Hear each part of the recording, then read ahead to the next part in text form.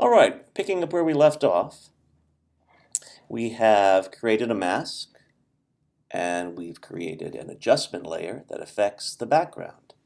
Let's just do a little housekeeping right now.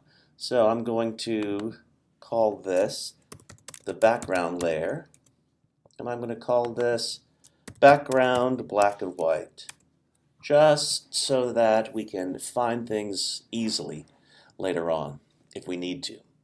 Now what I want to do is create another copy of this original layer. We'll call it original copy, and we're going to call this Timmy, because this is what we're going to change. I always like to keep the original kind of in my back pocket, so I create new layers.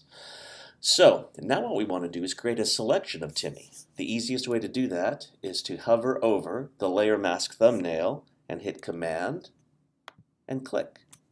And there we go.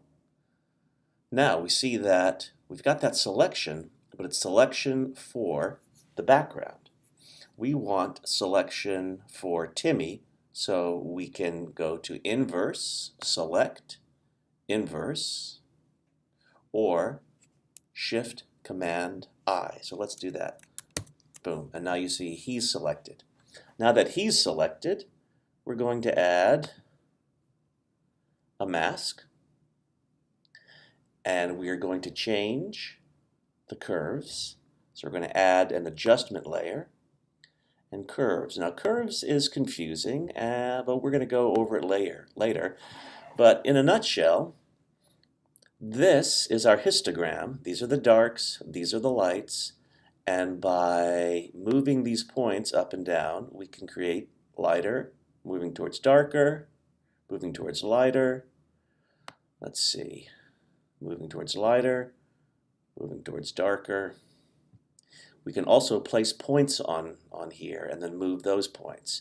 And so what we're going to do is create a nice S-curve. And so we're going to click in the 3/4 values, so the darker end, and we're going to pull them down and see what happens as we pull down.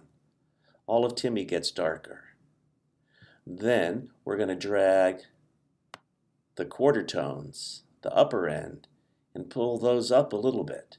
So we're lowering the low tones and raising the high tones. And if we come down here and toggle this, we can see the before and after. And it's subtle but significant. It makes him pop. And so what we've done is we've now created Timmy curves. Now there's nothing below it, so we don't need to add a clipping mask, but we could if we wanted to, in case we wanted to add something in between. Another thing that we could do, since we've got all these things going on, is that we could organize some of this. So I've selected Timmy curves and Timmy, and I'm going to add a folder, and I'm going to hold Alt and create a new group, and I get to name it, and I'll just call this Timmy. And both of those layers are now here. I'm going to create a folder for the background by clicking on both of those, holding Alt, and I'll call this background. And so we can turn these off. We can turn the background off, we can turn Timmy off, and we can also see the original by holding Option or Alt and clicking on the original thumbnail. Alrighty, and that's it.